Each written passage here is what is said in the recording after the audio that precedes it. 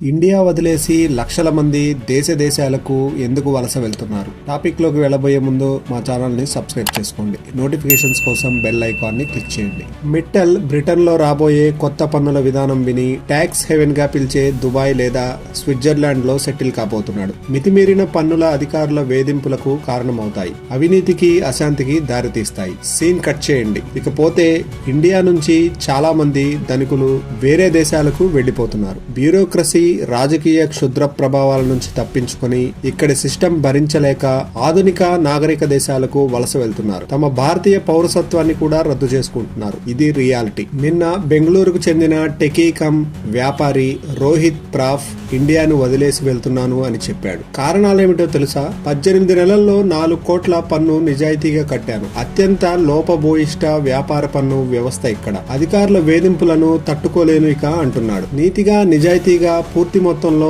పన్నులు చెల్లిస్తున్న వారిని నిత్యం ఎందుకు అనుమానంగా చూస్తున్నారని ఆయన ప్రశ్నించాడు. దేశంలో 5% మంది మాత్రమే ప్రత్యక్ష ఆదాయపు పన్నును చెల్లిస్తున్నారని, అయినప్పటికీ వారు పదే పదే పరిశీలన, నిఘాను ఎదుర్కొంటున్నారని రోహిత్ ప్రాప్ ఆరోపించాడు. జీఎస్టీ, ఆదాయపు పన్ను అధికారుల నుంచి పదే పదే నోటీసులు, నిఘాలు, వీటికి సమాధానాలతో టైం, మనీ రెండూ వేస్ట్ అవుతున్నాయి. ఇది తన ఆవేదన. చాలా మంది వేదన ఇదే. 14 ఏండ్లలో 20 లక్షల మంది ఇండియాకు గుడ్ బై చెప్పారు. 135 దేశాలకు వలసపోయారు. ప్రధాన కారణం మన బ్యూరోక్రసీ, అసమర్థ విధానాలు, అశాంతి. నాకు నా దేశం అంటే ఈ దేశ మట్టి మీద అభిమానం, ప్రేమ బాగా ఉండేది. ఇప్పటికీ కూడా ఉంది.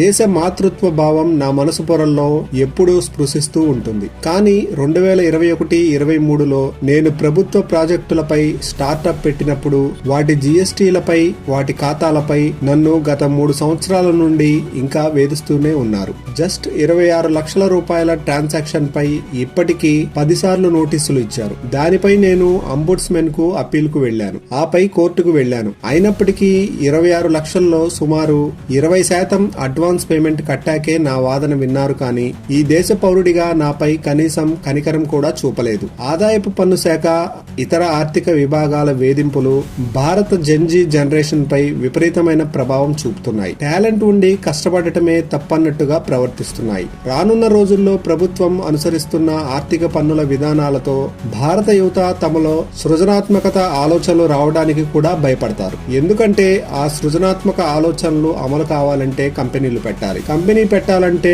పెట్టే పెట్టుబడికి, వచ్చే రాబడికి రూపాయికి 2 రూపాయల పన్నులు కట్టడం భారత ప్రజల ఆలోచన ధోరణికి విరుద్ధమైనది, విభిన్నమైనది కూడా. ఇక సగటు ఉద్యోగి ఒక కంపెనీలో నెలకు ₹1,00,000 సంపాదిస్తున్నాడు. ఆ జీతంలో ప్రభుత్వమే పన్నుల రూపంలో దాదాపు 20% లాగేస్తున్నది. పోనీ అన్ని పన్నులు కట్టినందుకు వాడు ఇంటి నుండి బయటకు రాగానే ఏదైనా సమాజపరంగా సౌకర్యాన్ని అనుభవిస్తున్నాడా అంటే లేదనే చెప్పాలి. ఒక రోడ్డు సరిగ్గా ఉండదు, వాడి పిల్లలకు సరైన మౌలిక సదుపాయాలున్న బడి సరిగ్గా ఉండదు, ఏదైనా ఆరోగ్యపరంగా సమస్య ఎదురైతే సరైన వైద్యం అందదు. పైగా వాడు రోడ్డు మీదకి వస్తే రోడ్ ట్యాక్స్, టోల్ ట్యాక్స్, వాడి పిల్లాడికి ఆకలేసి పల్లి పొట్లం కొనాలన్నా జీఎస్టీ రూపంలో చాంతాడు పన్నులు. బయట దేశాల్లో లేవా అంటే ఉన్నాయి. కానీ బయట దేశాల్లో వాడు కట్టే పన్నులకు నాణ్యమైన బ్రతుకు దొరుకుతుంది. ఇక్కడ మన దేశంలో దొరుకుతుందా? లేదు. 100% ఖచ్చితంగా లేదు. రోజు పొద్దున్నే లేచి పేపర్ చూస్తే దేశంలోని ఏ రాష్ట్రానికి పోయినా అవినీతి,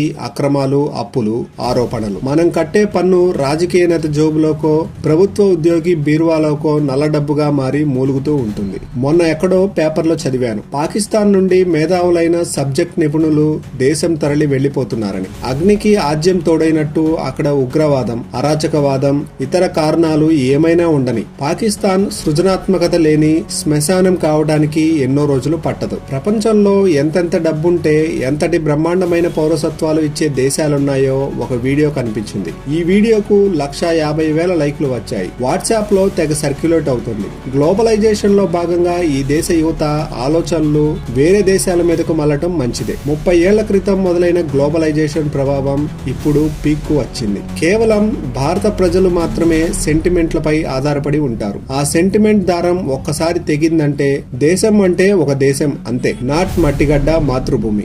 మన ముందు తరాలు, మన తరం ఈ దేశంతో పెనవేసుకున్న బంధం రానున్న తరాలు పెద్దగా ఈ దేశంతో అనుబంధాన్ని, పేగుబంధాన్ని పెట్టుకోలేరు. వాళ్ళు ఎన్విరాన్మెంటల్ పరంగా ఈ పదాల ఆధారంగా వాళ్ళ దేశాన్ని ఎంచుకుంటారు. ఆఫ్టర్ ఆల్ మిడిల్ క్లాస్ కు, అబోవ్ క్లాస్ కు మధ్య ఊగి తొక్కిసలాడేటోళ్లే వేరే దేశం ఎక్కడ బాగుంటుందని, చదువు ఎక్కడ బాగుంటుందని రీసెర్చ్ చేస్తున్నారు. ఎబో మిడిల్ క్లాస్ గాళ్లు, రిచ్ గాళ్లు మనకంటే ఎప్పుడు 10 మెట్లు ముందుగానే ఆలోచిస్తారు. 2034 వరకు భారత్ 10 ట్రిలియన్ ఎకానమీ అవుతుంది. IMF మొదలుకొని వరల్డ్ బ్యాంక్ వరకు అందరూ ఒకే మాట మీద ఉన్నారు. అంటే 79 ఏళ్లలో సాధించిన వెల్త్ రాబోయే 9 ఏళ్లలో రెట్టింపు అవుతుంది. కానీ విపరీతమైన ఆర్థిక అసమానతలు ఉంటాయి. ప్రభుత్వాలు, సమాజం సరిగ్గా ఇప్పుడు ఆలోచించి సరైన చర్యలు తీసుకోకపోతే ఇప్పుడు 10 కోట్ల జనరేషన్ వెల్త్ ఉన్న కుటుంబాలు, సొంత తెలివితో నూతన ఆవిష్కరణలు చేసే వాళ్ళు వేరే దేశాలకు వెళ్లైనా సరే లక్షల కోట్ల ఆస్తులు సంపాదిస్తారు. ప్రాపర్ విలువలు,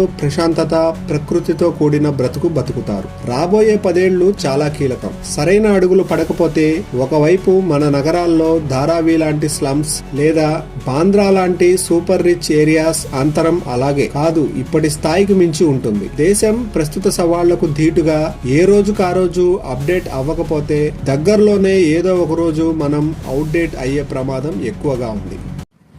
ఇలాంటి మరిన్ని లేటెస్ట్ అప్డేట్స్ కోసం మా ఛానల్ని సబ్స్క్రైబ్ చేసుకోండి. నోటిఫికేషన్స్ కోసం బెల్ ఐకాన్ని క్లిక్ చేయండి.